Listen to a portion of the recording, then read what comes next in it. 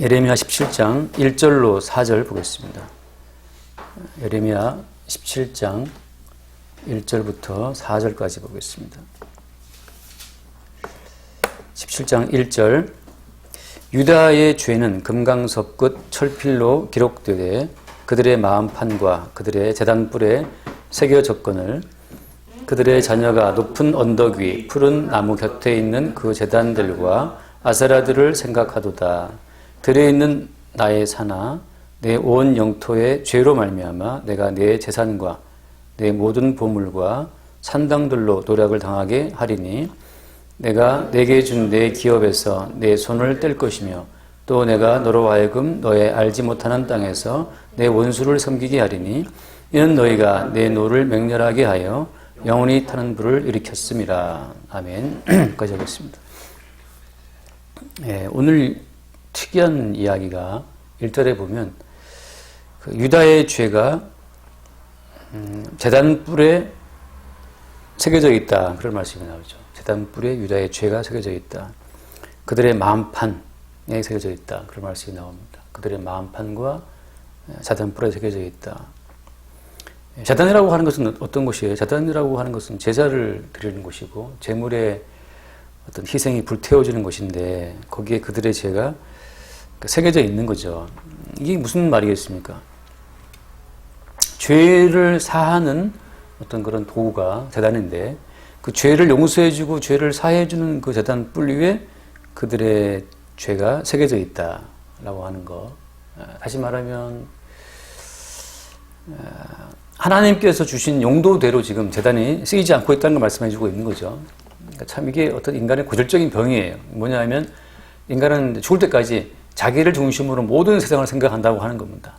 나를 중심으로 모든 생각한다고 하는 게 그게 인간의 참 고질적인 타고난 질병이에요. 나를 중심에 놓고 하나님도 생각하고 예수도 생각하고 그렇게 항상 나에게 무슨 유익이 있는가를 따라서 이제 어떤 생각하는 거죠. 내게 유익이 되면 좋으신 하나님이고 내게 유익이 안 되면 나쁜 하나님이고 그러니까 뭔가 내 꿈과 내 뜻을 이루어주지 않는 예수님은 뭔가 밉고 싫은 거죠. 그러니까 예수님께 간절히 기도할 때는 어떻습니까? 내 꿈과 내 어떤 기도의 제목을 들어줄 그 예수님께 기도하잖아요, 우리가 사람들이. 마지막에 이제 물론 뜻대로 되게 해달라고 다 붙이긴 하지만 그 내심 숨어있는 그 본심은 뭐냐 하면 자기의 소원과 꿈을 이루기 위해서 이루어 달라고 기도하는 거잖아요. 그러니까 예수님을 생각할 때에도 자기 자신을 위한 어떤 목적으로 예수를 생각한다고 하는 것. 그게 이제 인간의 어떤 참 타고난 질병입니다. 그게 바뀌지가 않죠. 그래서 우리는 우리의 죄를 용서해 주기 위해서 어린 양으로 오신 예수님이지만 유대인들은 그 예수를 붙잡고 뭘 요구했습니까? 떡을 요구했죠. 그러니까 예수님께서 난 너희들의 죄를 용서해 주러 왔다고 말씀했지만 그들은 뭘 요구하는 거예요? 그 죄는 됐고 이제 떡을 달라라고 요구하는 거죠. 똑같아요, 지금 마찬가지로. 우리는 예수님께서는 우리에게 오셔서 내가 이미 너의 모든 죄를 용서했다고 말씀하시지만 우리 입장에서는 그건 알았고 이제 알았고 그건 됐고 그건 이제 알았으니까 됐으니까 이제부터는 내가 요구하는 돈을 달라 이렇게 우리가 보통 요구하죠.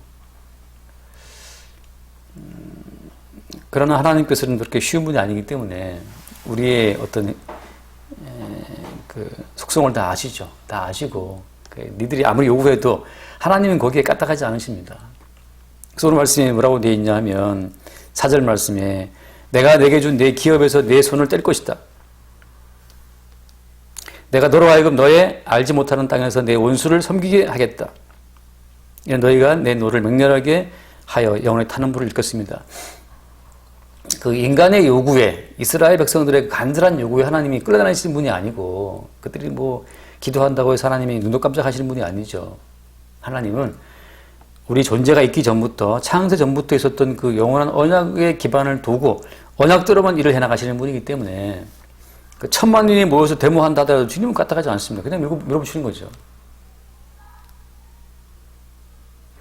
하나님께서 그 창세전 언약을 가지고서 그대로 밀어붙이는 과정을 통해서 계속 하나님께서는 언약을 드러내시는 거예요. 언약을 드러내시고 이스라엘은 그 언약을 드러내는 일에 오히려 쓰임받는 겁니다. 쓰임받는 거죠.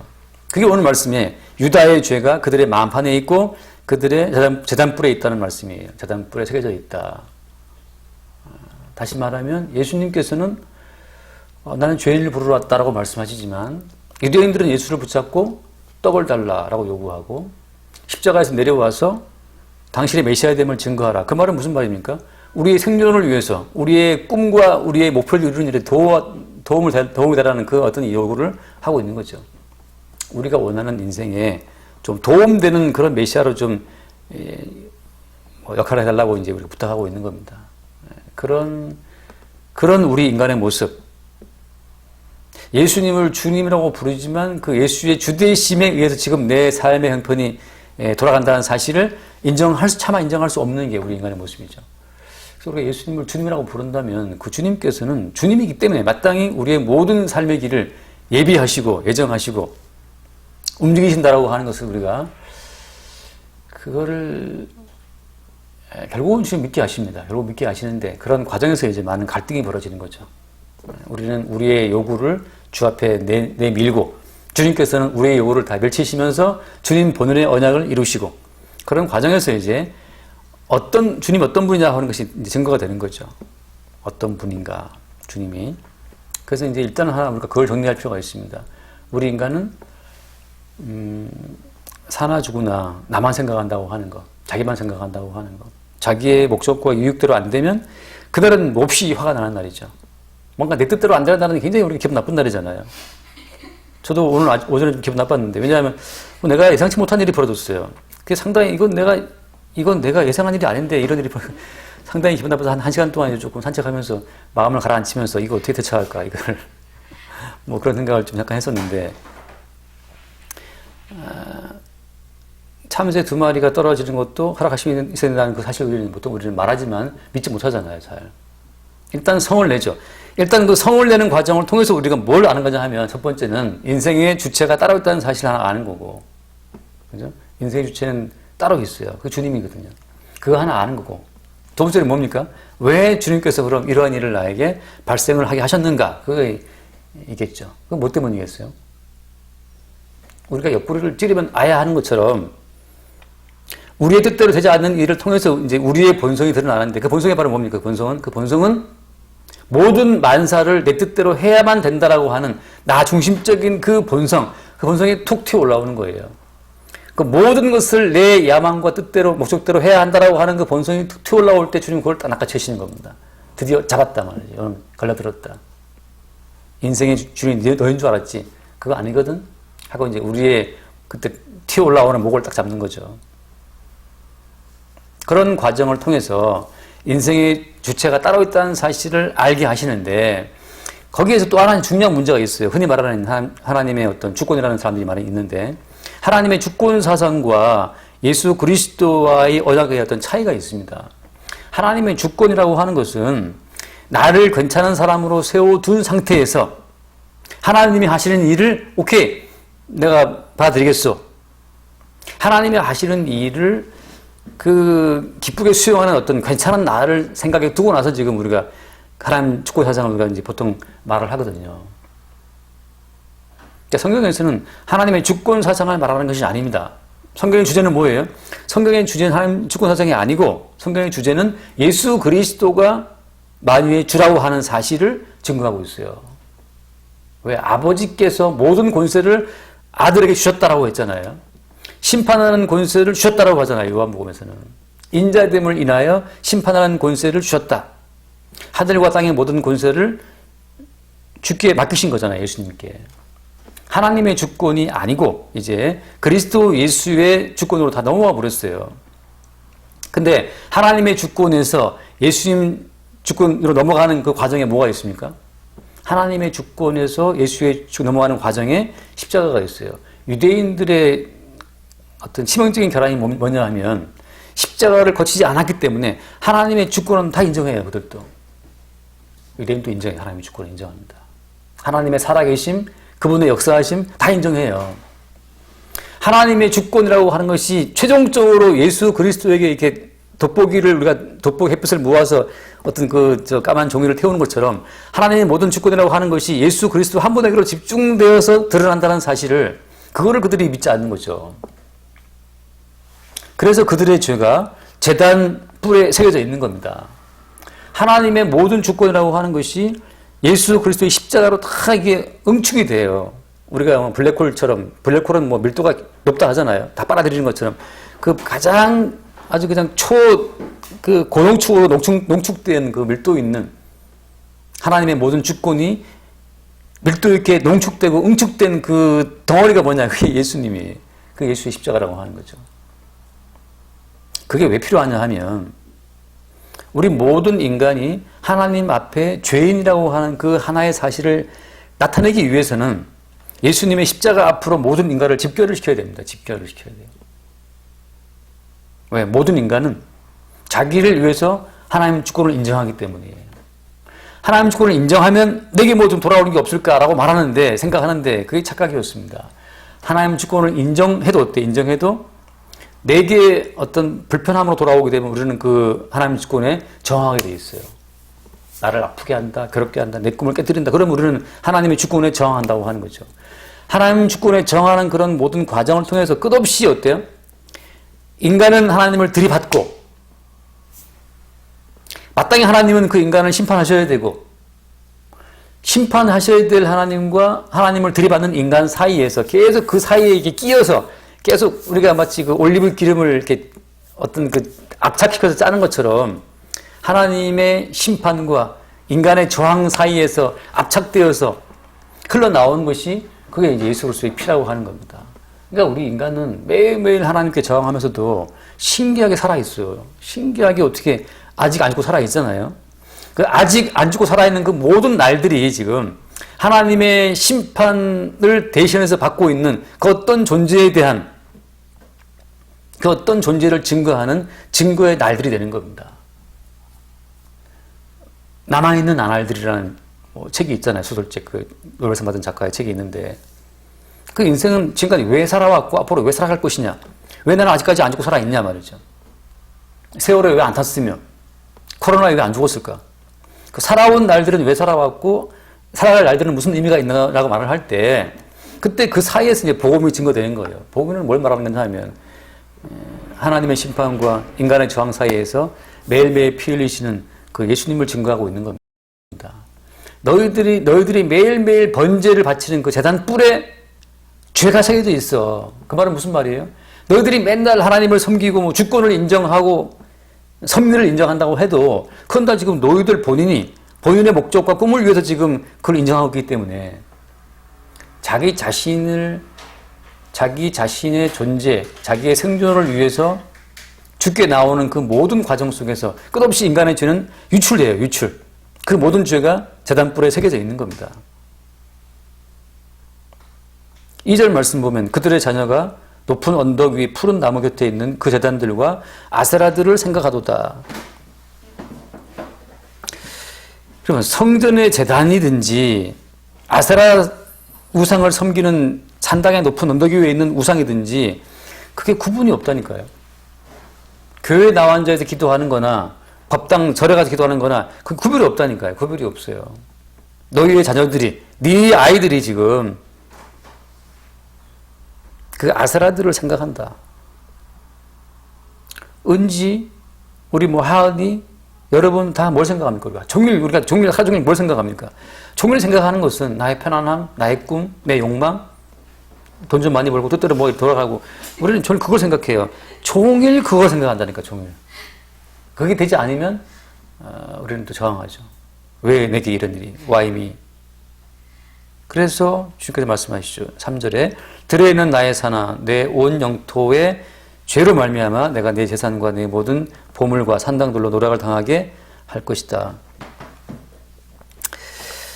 그래서 여러분 우리가 이 우상을 생각할 때는 우상을 생각하는 그 이유, 하나님을 섬기되 우상처럼 섬기는 그 이유는 뭐 때문이겠어요?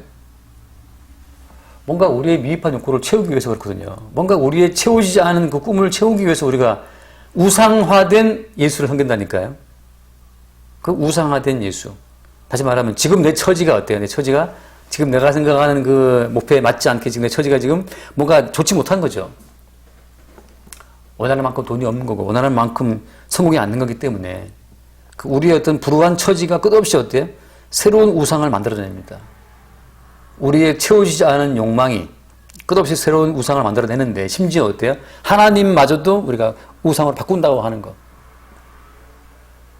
하나님은 멀쩡히 계시는데 우리의 인식 가운데 만들어진 하나님은 우상이에요. 하나님은 숨어 계시지 않습니까? 왜 숨어 계시는 겁니까? 우리 인간이 그냥 하나님의 모습 그대로 오신 하나님 우리는 인정하지 않아요. 하나님이 지금 만약에 뚜벅뚜벅 오신다고 해도 우리는 그 하나님 인정하지 않습니다. 왜? 내가 원하는 내 욕망을 채워줄 하나님으로 우리는 각색을 해버려요. 이렇게 바꿔버립니다. 그 바꿔버리는 뭐 그런 것이 하나님의 주권 사상이고 다 그런 것들이에요.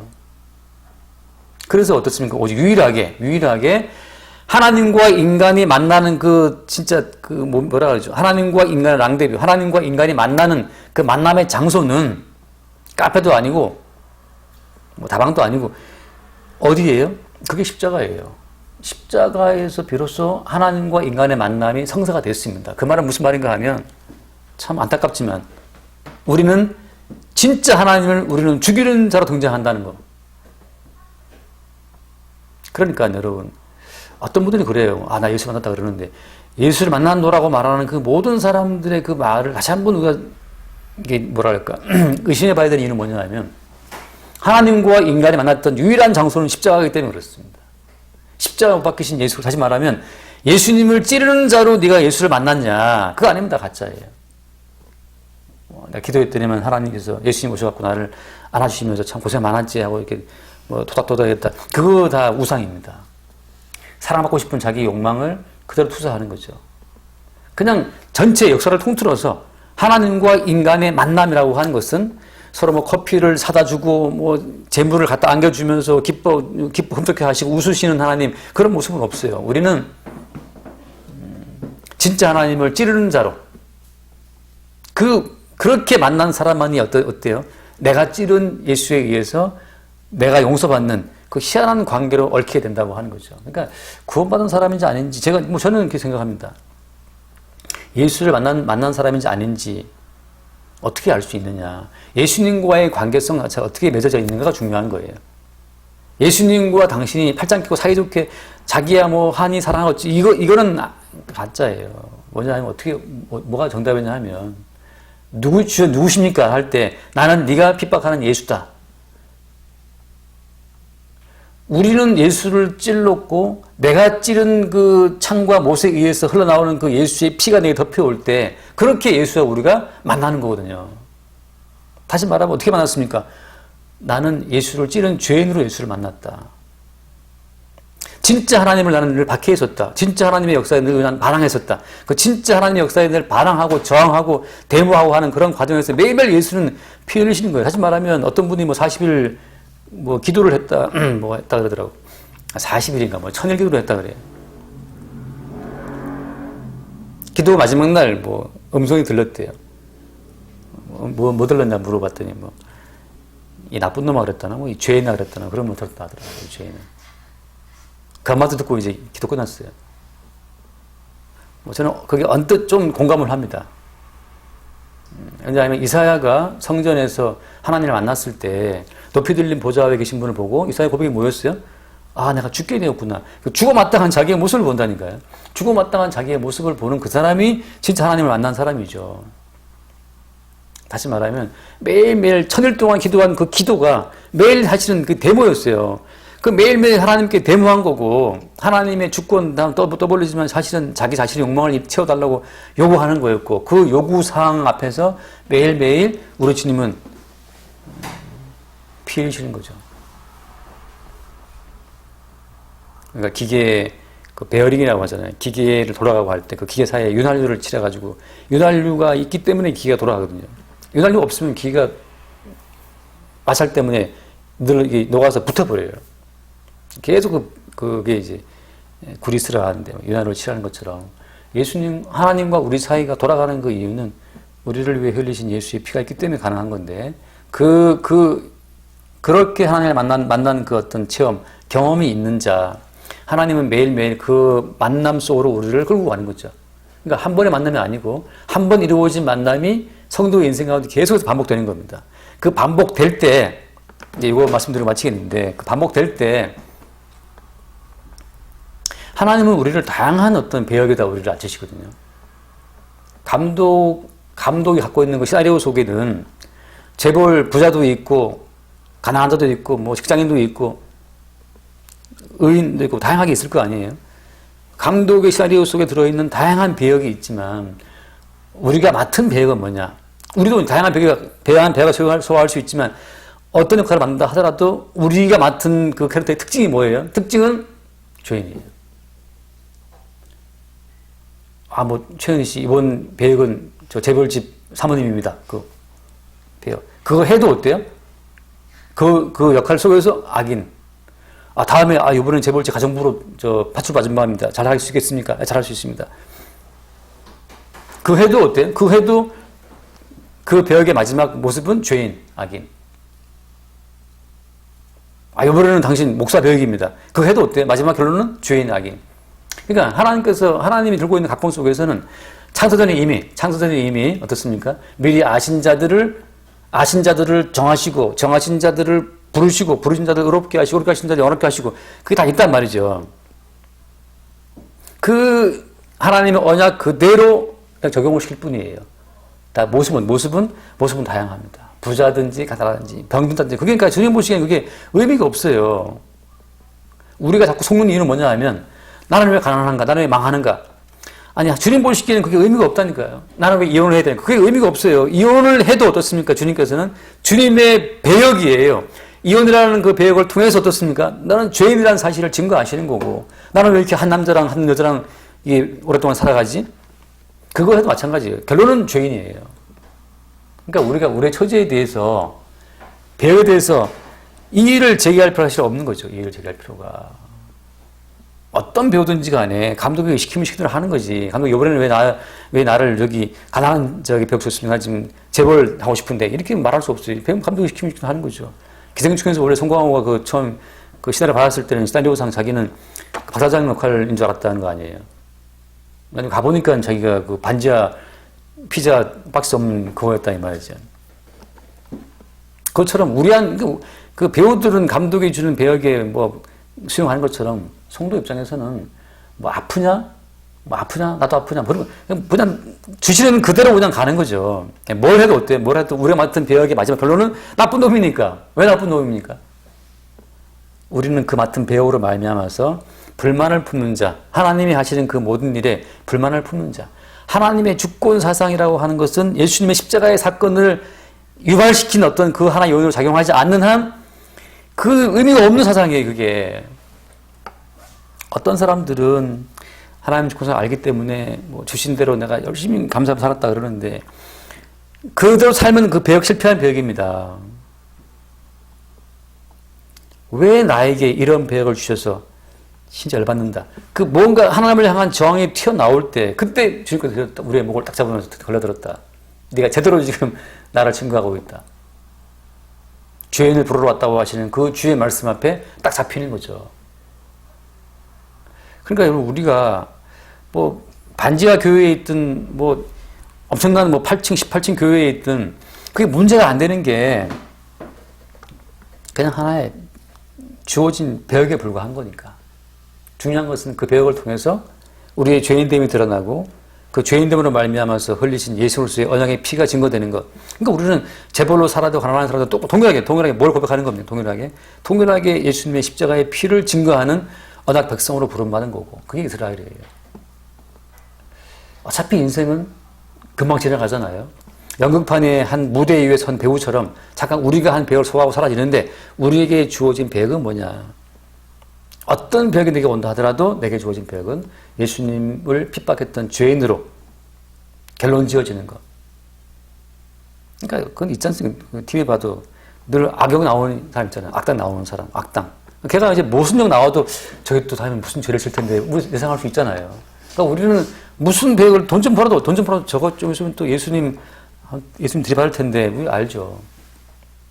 그렇게 지금 여기서 오늘 말씀하시는 것은 우상 숭배라고 하는 건 끝없이 우리 속에 넘쳐 흐르는 본능이에요.